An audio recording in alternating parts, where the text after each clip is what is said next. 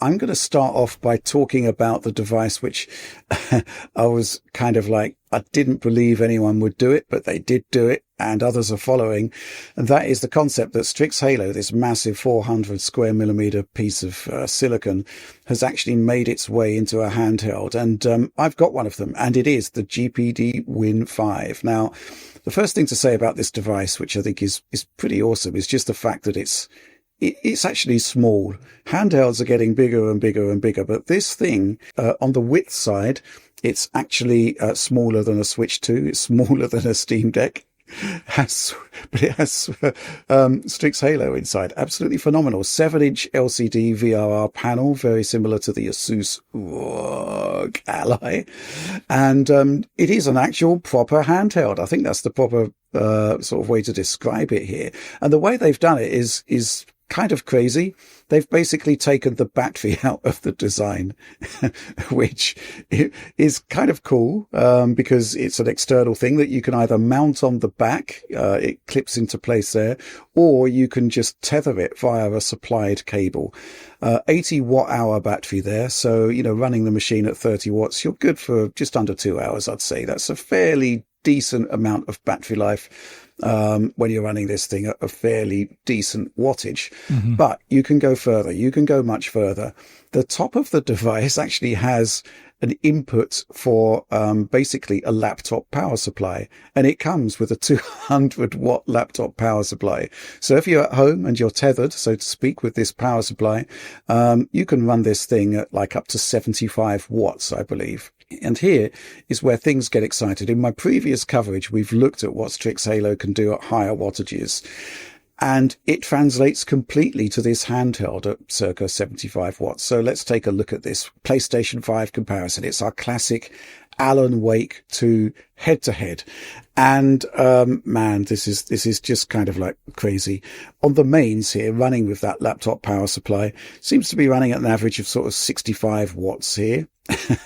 You're getting 93.5% of the PlayStation 5 performance on match settings. So 1440p output, low settings with slight tweaks to, I think it's scattered object density goes down to medium, but otherwise it's low settings. And 93.5% of PlayStation 5 performance, which is just stupid. It's just kind of nuts. Take out that AC power supply and just run it from the battery, and you're down to 69.6, 70% of PlayStation 5 performance from a handheld. At the exact same settings, by the way. We'll talk about tweak settings in a minute. But Oliver, this is what I was kind of expecting and hoping for, but at the same time, completely insane. This product just doesn't really make any sense, and yet it works. Yeah.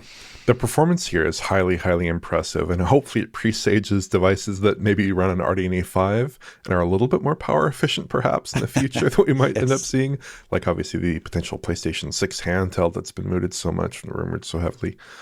Taking a PS5 1440p experience and shrinking it down to a lower resolution, or indeed running it at 1440p like you have here, it's pretty extraordinary to get that out of a handheld. And indeed, the power scaling that we see out of Strix Halo, it seems to start scaling pretty well around 20 watts or so, 25 watts. Mm-hmm. And it really kicks into high gear. Like at 30 watts, you're looking at maybe double the performance of a standard like, Z2 Extreme, Z1 Extreme type product there that you might see in a more typical device, like some of the devices we'll be talking about shortly. And that's kind of a higher-ish range. But for a PC handheld, pushing out 30 watts, actually pretty reasonable. 65 watts above in that territory, perhaps much less so. But I do think that these devices are really interesting in their target wattage because they actually do scale a lot better than you'd suspect. Like you're saying, you're getting almost 70% of PS5 performance, 30 watts. That's totally a reasonable power target to aim for with a handheld.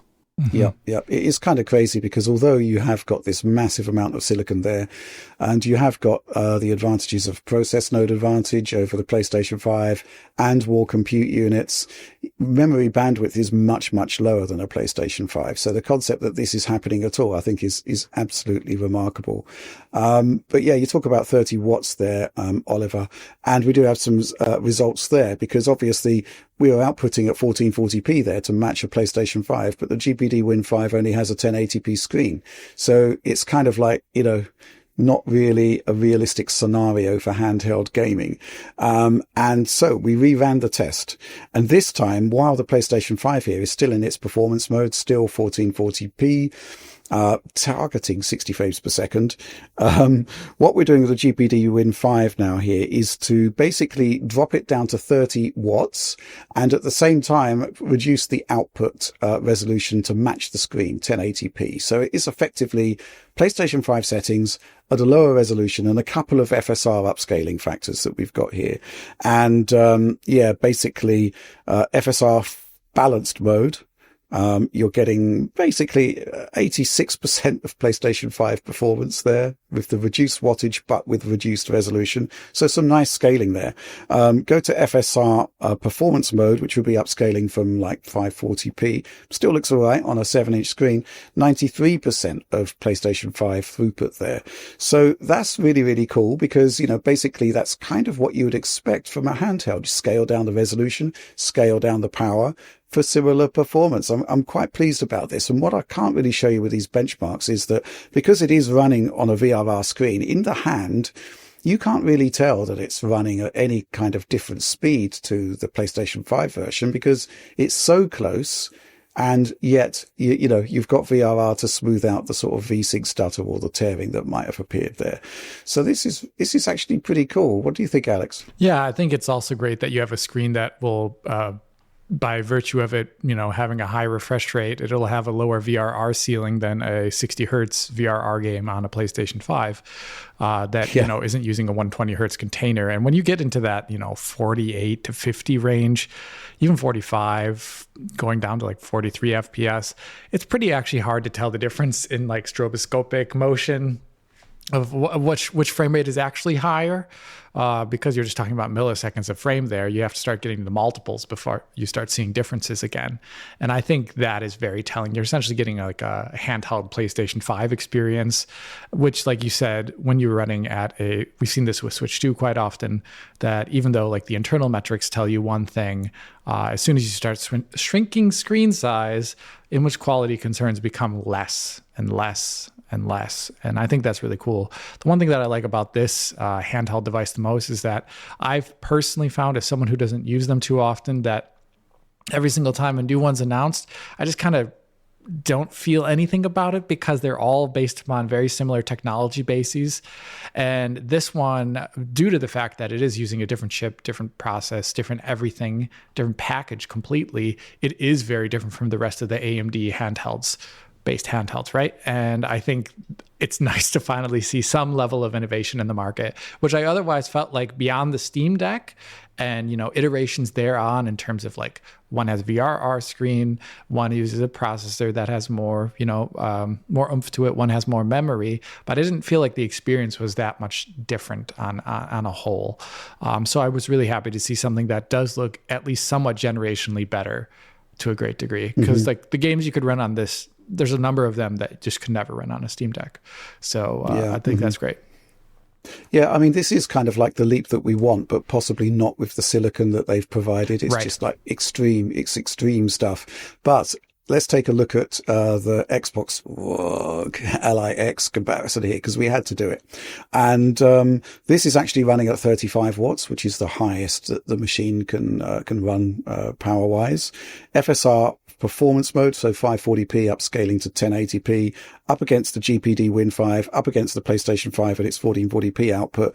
And basically, the Ally X there is giving 54% of the GPD Win 5 performance. Oliver, you're quite right. It is basically double the performance of the Z2 Extreme there. And it's also literally like 51% of what the PlayStation 5 is doing. So when you factor in the fact we're still running a relatively high wattage for the Xbox Ally X there, when you're factoring in that the resolution has dropped like massively down in order to accommodate that, and it's still only doing like half the performance of the other devices. This is the gulf that we'd like to see bridged going forward with next generation mainstream handhelds. But in the meantime, GPD Win 5, and there's a couple of other devices using Strix Halo. The hype is real, I'd say. Strix Halo in a handheld.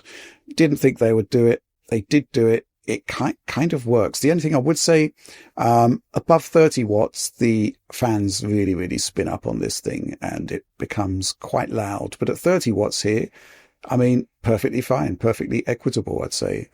Pretty awesome stuff.